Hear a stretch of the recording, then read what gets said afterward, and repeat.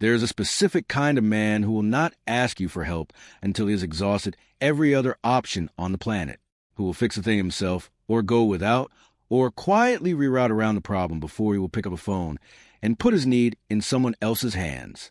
My father was that man. Harold Eugene Calloway, retired machinist, 47 years with the same union, hands like two slabs of walnut bark, the kind of man who shook yours and you felt the whole conversation settle into place. He changed his own oil until he was 74. He rerouted the gutters on his house himself at 76 with a ladder and a level and a very strong opinion about hiring people to do things you could do yourself. He did not complain. He did not dramatize. He did not call me when things were hard. In 79 years, Harold Calloway had asked me for exactly 3 things. The first was to be his best man at the ceremony when he remarried my stepmother Dolores in 1998.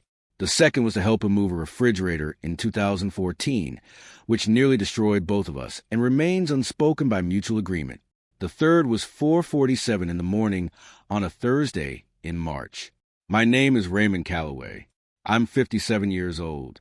I live in Cincinnati, Ohio, where I spent 31 years as a structural engineer before I retired early to consult part-time, if I'm being honest, to stop missing things I couldn't get back. I drive a 2017 Ford F-250, dark gray, work truck, no bells. I coach adult literacy at a community center on Wednesday nights. I make my own coffee at 5 a.m., which, as it turned out, was relevant. Welcome to Dad's Raw Revenge. Get settled, because this one is going to take you somewhere. Drop a comment and let me know where you're watching from. Hit that like button and make sure you're subscribed. Trust me, you're going to love it here. Harold lived 38 miles north of me in a house on Birchwood Court in Fairfield. The same house he'd owned since 1986. The same house I'd grown up in. The same house where he'd replaced the roof himself in 2001 and painted the shutters every 5 years like clockwork. Hunter green, always hunter green, because that was the color my mother had chosen, and he saw no reason to change it.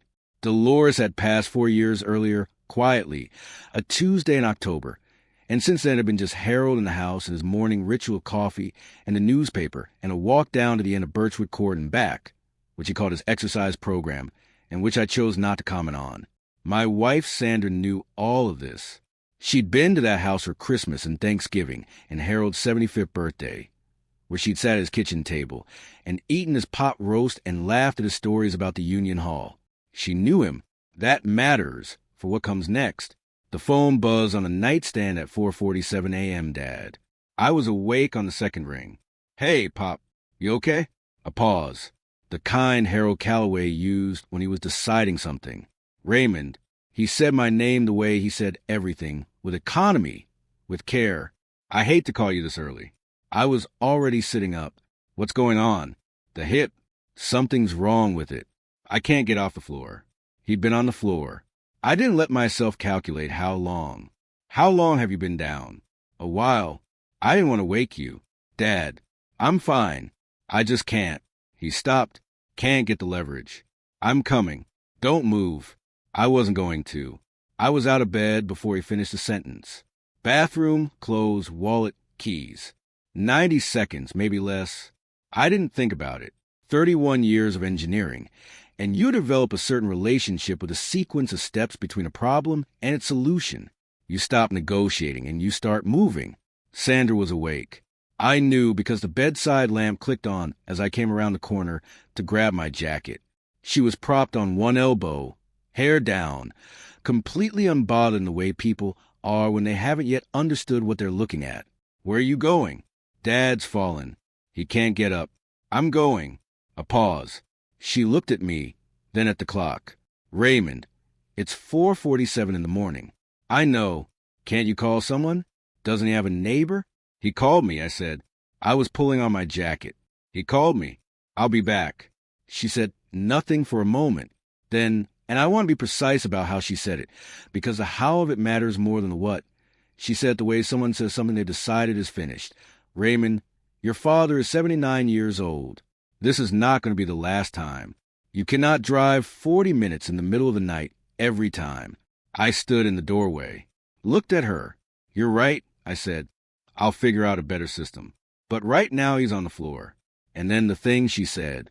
She shrugged, Sandra, one shoulder, and lay back down and reached to click off the lamp. Your father, she said, is not my responsibility. The room went dark. I stood there for one full second in the doorway. Then I walked down the stairs, got in the truck, and drove north on I-75 in the cold Cincinnati dark.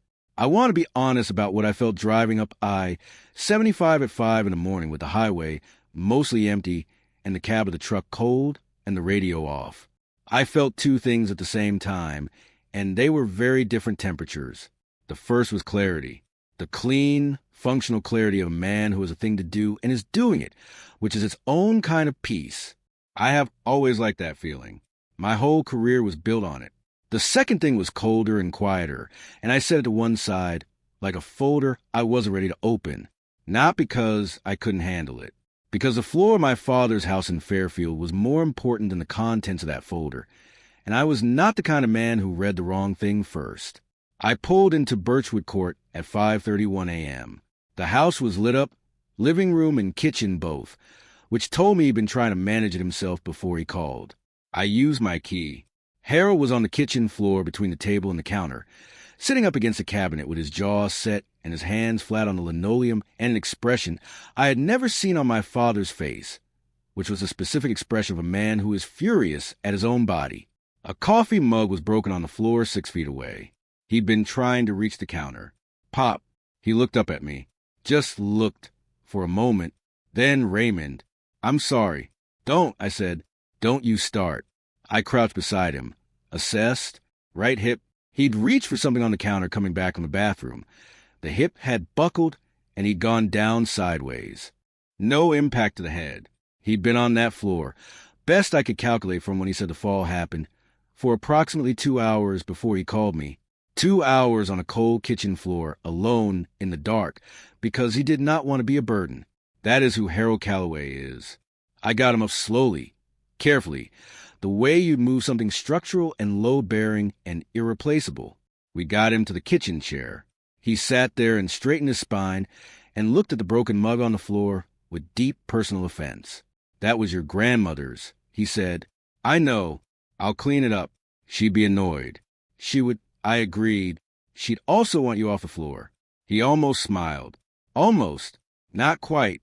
By 6:15, I'd cleaned up the mug, made him coffee, checked the hip carefully enough to confirm it wasn't a fracture, but was enough damage to need attention, and called Dr. Marcus Hale at Trial Physicians on Liberty Way, who I had in my phone, because Harold had given me his direct line 3 years ago for exactly this kind of situation.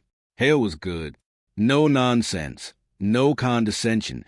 The kind of physician who treated 79-year-olds like they were still in possession of their full selves, which Harold absolutely was. He got Harold in for 9 a.m. I drove him there, sat in the waiting room for an hour and 40 minutes with bad coffee from a machine in the corner, and a Sports Illustrated from 4 months ago, and my thoughts, which I kept orderly. Dr. Hale came out at 10:47, found me, and told me Harold had a partial labral tear that had been aggravating for some time and had finally given out, that he was going to need physical therapy 3 times a week, and that he should not be alone during recovery, at minimum for the first 2 to 3 weeks.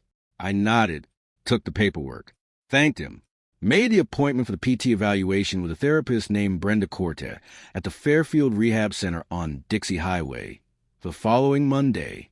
All of it while Harold was still getting his shoes back on in the exam room.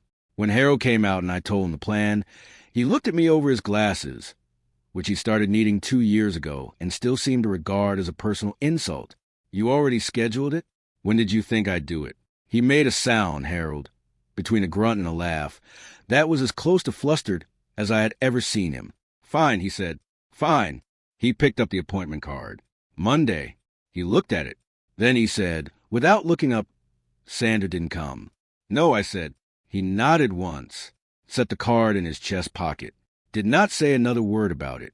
That silence from Harold Calloway was louder than anything Sandra had said in the dark at 4:47 a.m. I stayed until 2 p.m. got Harold settled, stocked a refrigerator from a grocery run that took me 45 minutes, made sure the bathroom had everything it needed, checked the hip twice more, and sat with him at the kitchen table for an hour while he told me about a union grievance from 1987 that still irritated him, which I found genuinely calming. I made a pot of coffee I didn't need. We drank it anyway. If you have been listening for a while, do us one quick favor. Subscribe. A lot of people watch without ever doing it, but it costs you nothing, and it means everything to us. Hit the like button while you're at it, and drop your thoughts and comments. I drove home on I-75 and got back to the house on Sycamore Glen Drive at 3:22 p.m. Sandra's car, a white Volvo XC60, was in the driveway. She was in the kitchen when I came in, laptop open on the counter, a mug of tea going. She looked up. How is he? Hip. Partial tear. He starts PT Monday. She nodded. Is he okay on his own tonight? I'll check on him tomorrow morning. She looked at me for a moment, and I recognized the look. That particular look people have when they're deciding whether or not to reopen a conversation from 6 hours ago and have determined that now is probably not ideal. She didn't reopen it. She closed the laptop and asked what I wanted for dinner. I told her whatever she was making was fine. That was Thursday. On Friday, I drove back to Fairfield and spent 3 hours at Harold's. Saturday the same. Sunday, I drove him to church, which he attended at Faith Lutheran on Compton Road at 9 a.m. sharp, because Harold Calloway had not missed a Sunday in 34 years, except for 2 hospital stays and a blizzard in 2008 that he'd actually tried to drive in before I talked him out of it. The congregation greeted him in the parking lot the way they greeted him every Sunday, which is to say warmly by name, with real affection. He was known there. He mattered there in the specific way that a person matters when they have shown up reliably for decades. I watched him shake hands with Pastor Dennis Hoyer, who asked after the hip, and I thought about the coffee card in his chest pocket and the broken mug on the kitchen floor, and I felt something settle inside me that wasn't anger, closer to knowing, a specific kind of knowing I hadn't had before. Sandra had not come once. I hadn't asked her to. I want to be clear about that. I hadn't made a speech. I hadn't presented the situation as a test she was failing.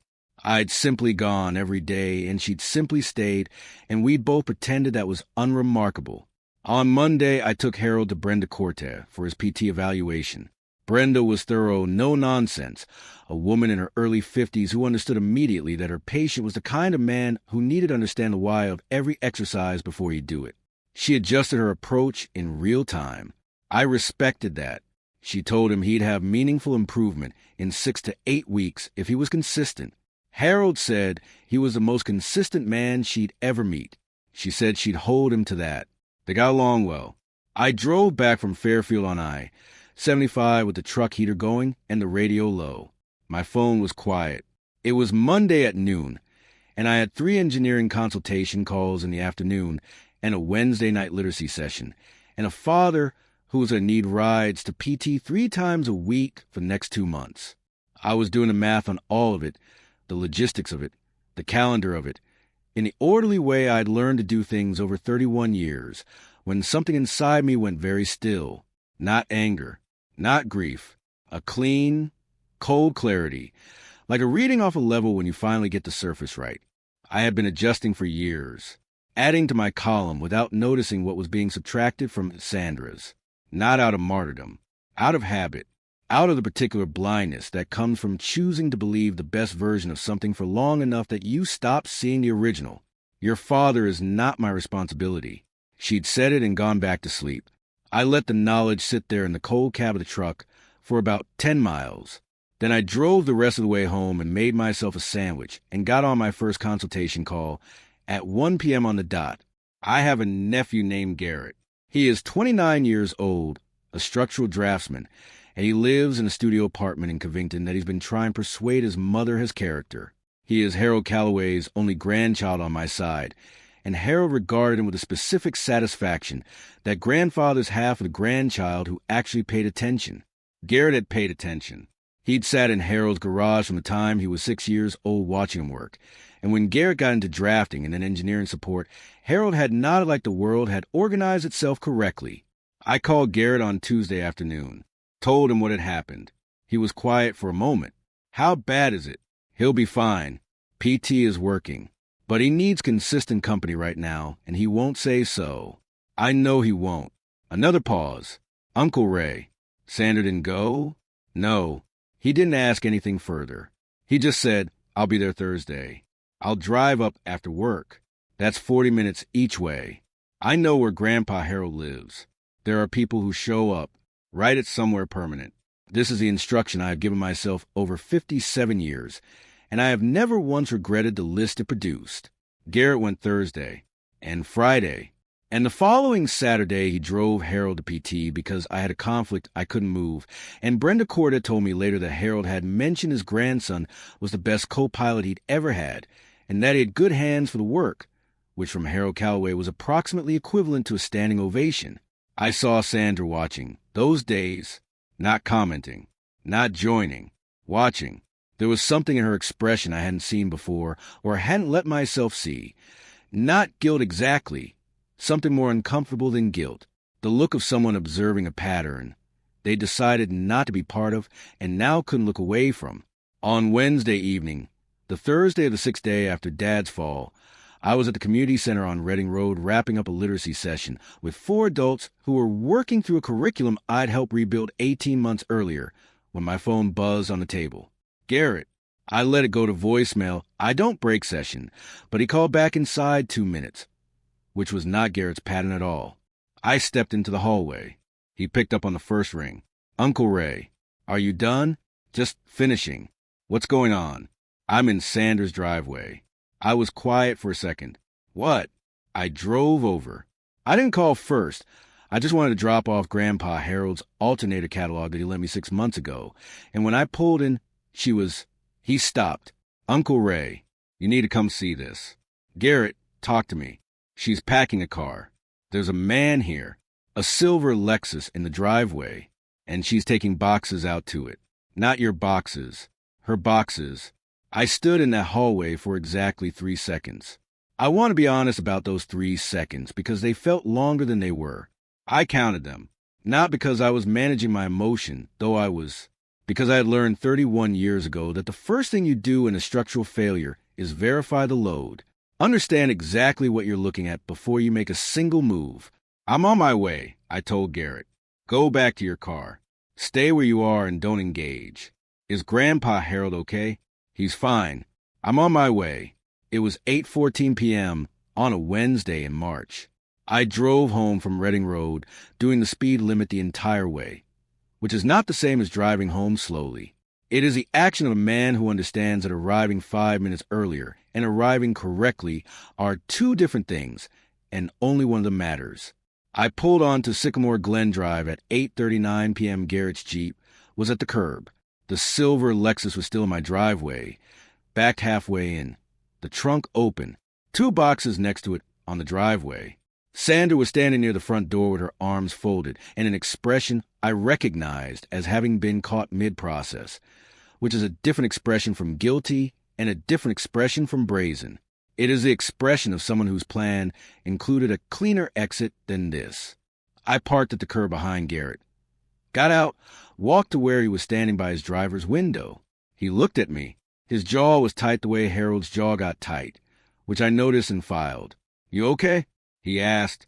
Yes. Thank you for calling. He nodded once. Then he looked over at the driveway. Is that his stuff too? No, I said. It's not. Good. He held my gaze for a moment. Then he said, simply, I'm staying. Garrett Andrew Calloway, 29 years old, co-pilot to his grandfather and apparently to his uncle also, stood against his Jeep with his hands in his jacket pockets and did not move. I turned and walked toward the house. The man by the Lexus was somewhere around 50, I estimated. Silver at the temples, pressed jacket.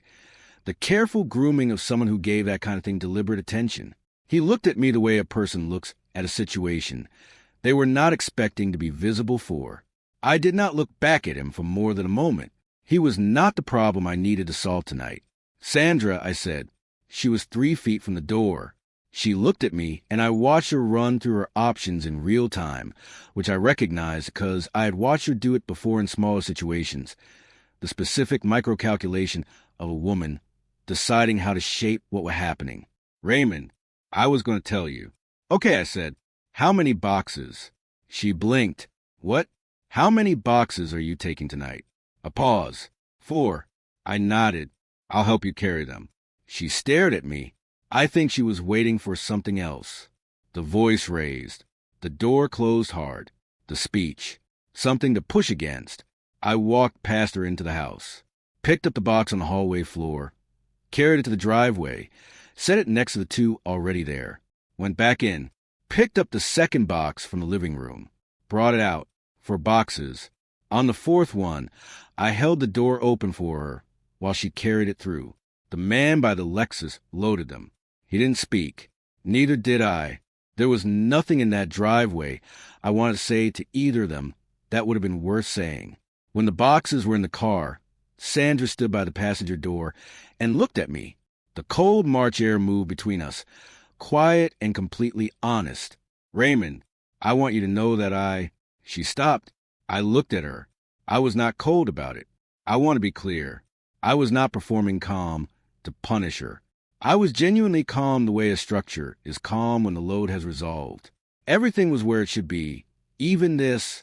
You should get your things, I said, the rest of them, before the end of the week. I'll be at my father's Thursday and Friday. House will be available. A pause. Raymond, I looked at her for one more moment. Then I said, he was on the floor for 2 hours, Sandra, before he called me. 2 hours, because he did not want to be a burden. And you went back to sleep. I turned around, walked back toward Garrett's Jeep, heard the Lexus door close, heard it back out of the driveway, did not turn to watch it go. I got to the Jeep and stood next to Garrett, who had not moved a single inch from his position by the door, jaws set, hands in his pockets, present without being asked to be, like his grandfather. The Lexus turned at the end of Sycamore Glen and was gone. Garrett looked at me. You okay? Yes. He was quiet for a moment. Then, did she even go once? No. He nodded slowly, the way Harold nodded, with the full weight of the information settling properly. Then he pushed off the Jeep door and said, Come on, I'll drive. We should tell Grandpa Harold before he hears it somewhere else.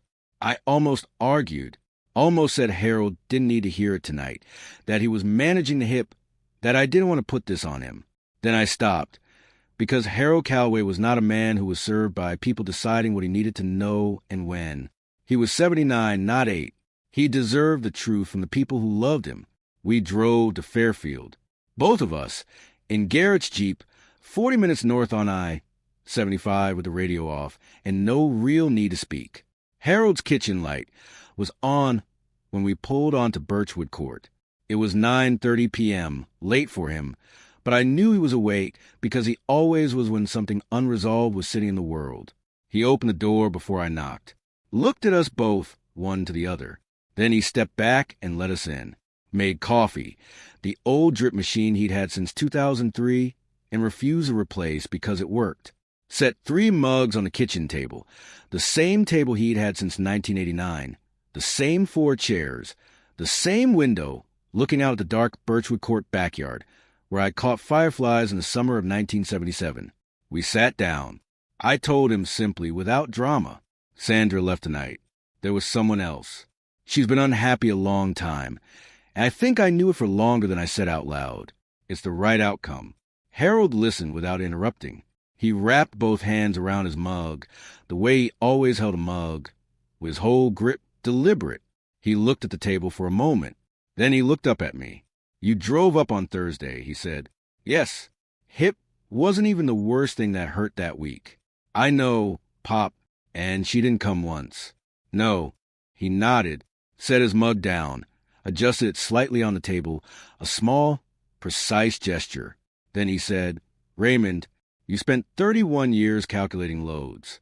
He looked at me with Harold Calloway's steady eyes, the same eyes he'd always had, the kind that had watched 47 years of a union floor and read everything correctly. You knew when the structure wasn't sound. Yes. He picked his mug back up. So did I, he said, these last 4 years. I just didn't know what you were going to do about it. He took a sip. Now I do. Garrett was looking at his grandfather across the table with something in his face that I recognized and will not try to name exactly, but that I will tell you is the look of a young man who has just watched 2 older men sit in the kitchen and be exactly as honest and as solid as he had always hoped they would be. It is a specific look. I had never seen it on anyone else's face before. We stayed until 11 p.m. Harold ate a piece of toast and finished the coffee and beat Garrett at 2 rounds of gin rummy without visible effort, and was deeply satisfied with himself about both. When we left, he walked us to the door, hip and all, and shook Garrett's hand properly, full grip, the way Harold Calloway shook hands. He held mine a second longer. "Take care of the house," he said. "Sycamore Glen. It's a good house. I will pop Hunter Green shutters." I smiled. Hunter Green. He nodded once, closed the door. Garrett and I stood on the Birchwood Court porch for a moment in the cold March air.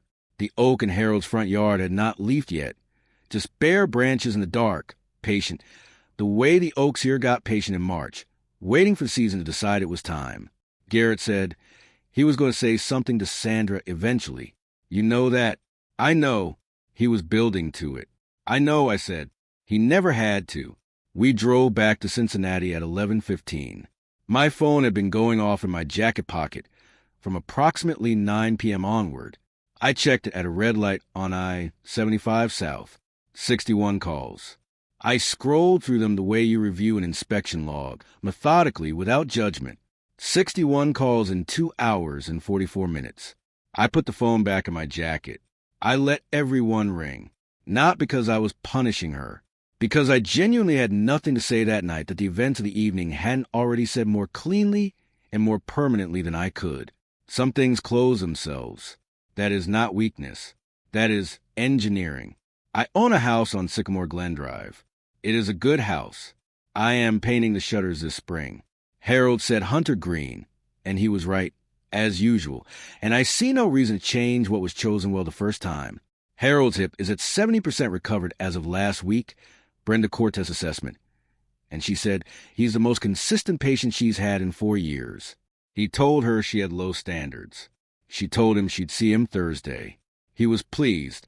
Garrett drives up twice a week, not because I asked him to, because he is the kind of man Harold raised me to look for, and apparently without my noticing, I had one the whole time. The divorce was handled by an attorney named Philip Durant. Family law. 24 years in practice, Cincinnati. Clean, precise, no drama. I will not put a number on what the settlement cost.